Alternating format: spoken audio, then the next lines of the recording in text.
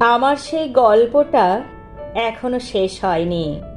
শোনো, পাহাড়টা আগেই বলেছি ভালোবেসেছিল মেঘকে, আর মেঘ কিভাবে শুকনো খটখটে পাহাড়টাকে বানিয়ে তুলেছিল ২৬ বছরের ছোকরা, সে তো আগেই শুনেছ।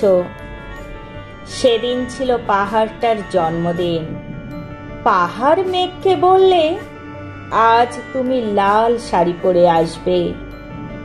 মেঘ পাহাড়কে বললে, আজ তোমাকে স্নান করিয়ে দেব চন্দন জলে। ভালোবাসলে নারীরা হয়ে যায় নরম নদী, পুরুষেরা জ্বলন্ত কাঠ। সেইভাবেই মেঘ ছিল পাহাড়ের আলিঙ্গনের আগুনে, পাহাড় ছিল মেঘের ঢেউ জলে। হঠাৎ আকাশ জুড়ে বেজে উঠল ঝড়ের জগছম্প।